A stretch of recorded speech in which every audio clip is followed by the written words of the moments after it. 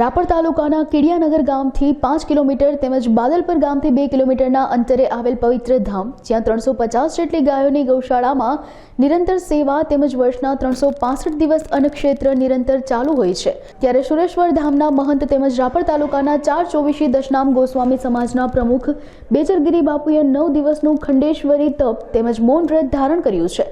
તેમજ તેમના આ મૌન વ્રત અને તપની જાણ થતાં આસપાસના ગામ લોકો દૂર દૂરથી તેમના શિષ્યો તેમજ ભાવિ ભક્તો દર્શન કરવા ઉમટી પડ્યા હતા.